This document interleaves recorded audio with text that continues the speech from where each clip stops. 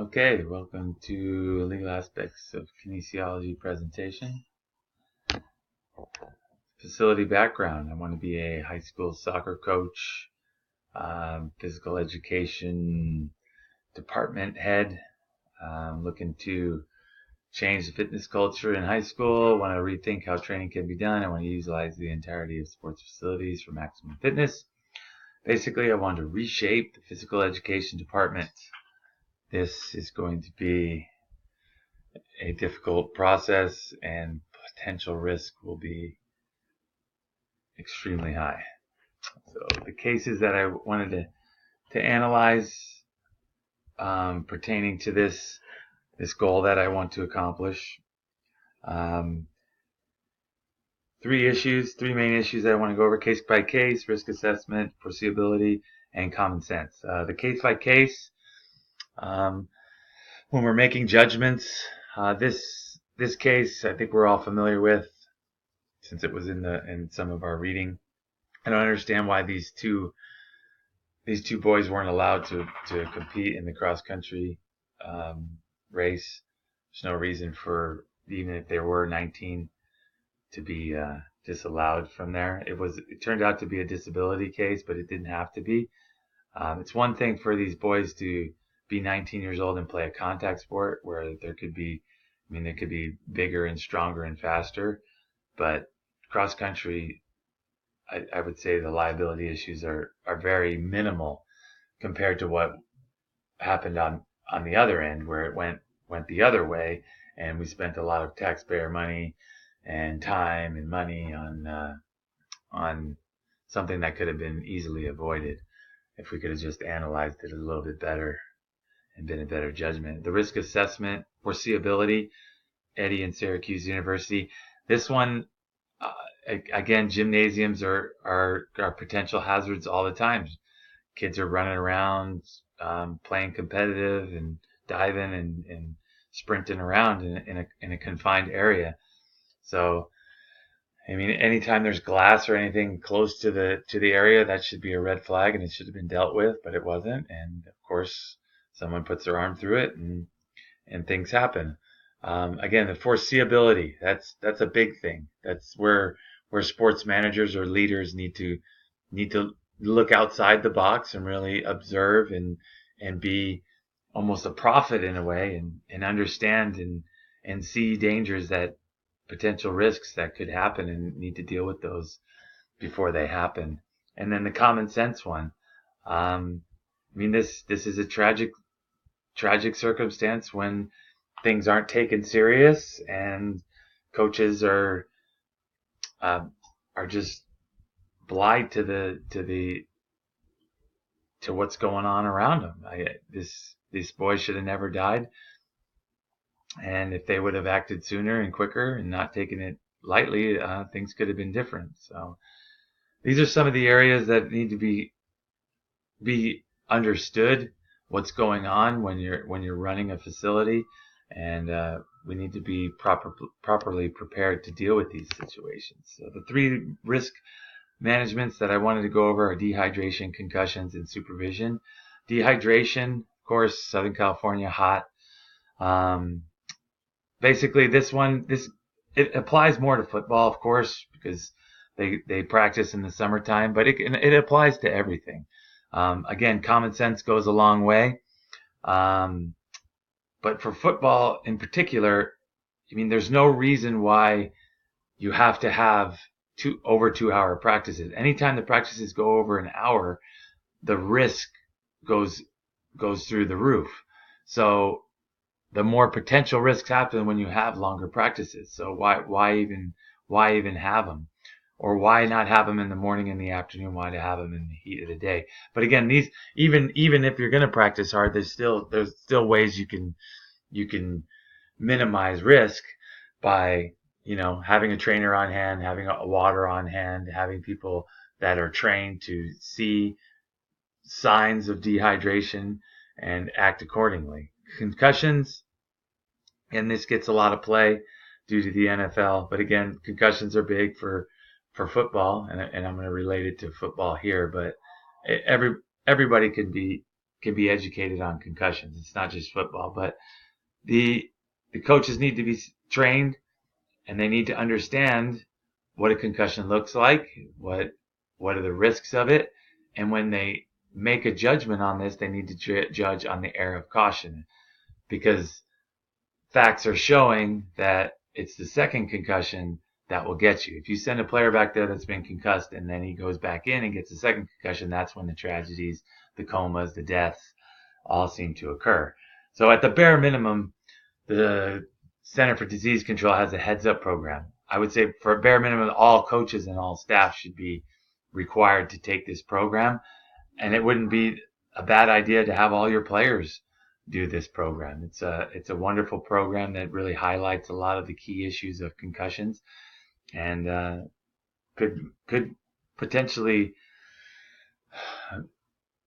make concussions not, you're not going to prevent them totally, but you could minimize the risk of serious injury from concussions, basically.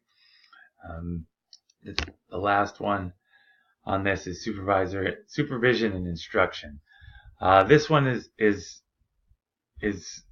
big because the stat in the middle there, for 21.6% denied that adequate supervision was provided in specialized areas such as change rooms and weight rooms or gymnasiums. This is a litigation nightmare waiting to happen there. If you're in those areas and there's no supervision with that many kids running around, there's bound to something that's going to happen. Again, sports managers need to be aware. You're going to have student teachers in there. You're going to have teachers that really don't care. You're going to have huge class sizes. It's going to be hard to supervise all these kids running around. But ultimately, the sports managers have to take responsibility of that, and they have to be aware of what's going on, and they have to be vigilant, and they have to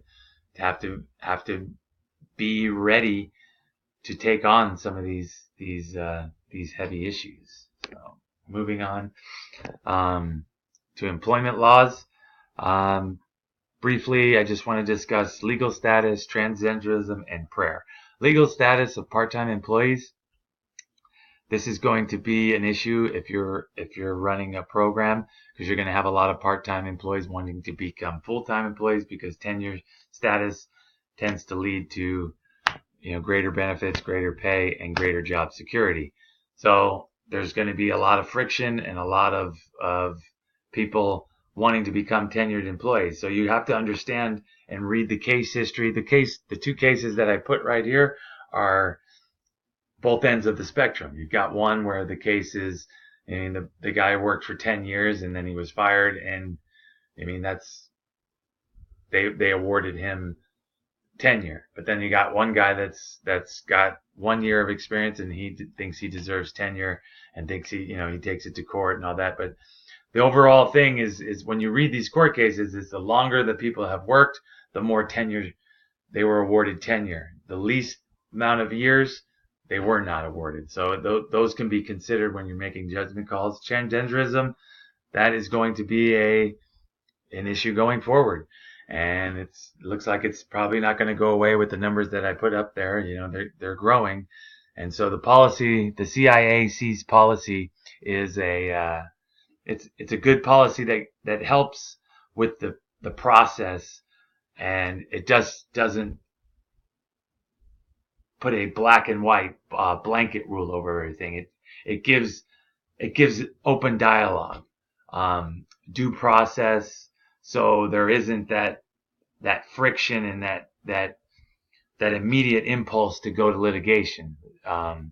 And it seems to be serving pretty well in some of the areas, but it's going to become even more and more touchy, because the more and more we go down this road, the more and more these you're going to be having boys playing girls sports and girls playing boys sports. So it's going to be interesting how the policy and everything, this is going to have to be, again, we're going to be case by case, and we're going to be as sports managers, we're going to have to be studying as we go along as this issue unfolds down the road. And then the last one on employment issues is prayer. Another big one. If we're Christians, we pray, and the schools, obviously, with this list here, does not want prayer. So we need to be aware. We are obligated to follow the law as Christians. We can't just because we don't think prayer shouldn't be in schools. We shouldn't, force our views upon people. So we need to be aware and make a prayer policy. We need to assess, is this going to be an issue? If people don't have a problem with prayer, then it's not going to be an issue. If people have a problem with prayer, you're going to have complaints and you're going to have to deal with it. So education on the laws, understanding what, who, and how these prayer can be dealt with will go a long way in helping minimize litigation there. The application part, overall, I just be aware of the many risk management issues.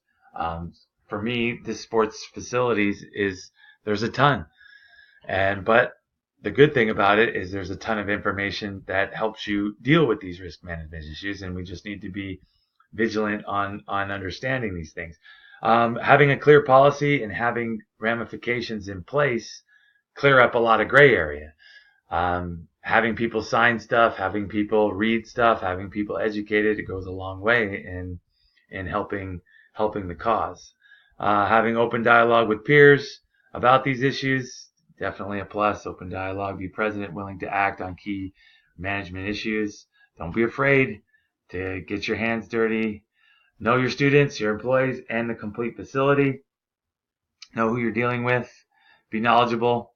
In these court cases are a huge asset in understanding and determining how to interpret the laws, because some of these laws can get confusing and yeah. So understand you can't stop everything, but being vigilant and proactive will cover a multitude of sins. Yeah, right. You can't stop everything, but you can minimize the risk as much as possible. And that's a good thing. Safety is always a good thing. So the faith and faith integration. We as Christians are commanded to proclaim the gospel in a public school setting that is hostile to Christianity. So what do? Faith, hope, and love. So we have faith. We have to be wise as serpents and innocent as doves. And the Bible verses that I chose here basically kind of summarize that the Lord will lead us into truth. He'll lead us into knowledge, and we will apply that knowledge, and in that will become wisdom. And that's hopefully where the Lord will lead us into minimizing these risks. But again, the Christian aspect of it, we have to be clever with the way that we approach these things. We can't be just we just can't be out there just, Jesus this, Jesus that. We have to be tactful, and we have to be, we have to be mindful of and respect people's opinions. We have to respect their views. Basically, we have to live out our faith. We can't sit there and just judge and do that. We need to be loving. We need to be hopeful. We need to go the extra mile. We need to be that teacher that gives hope to children. We need to be the, first guy in, first guy out. We need to help one another. We need to live out the faith.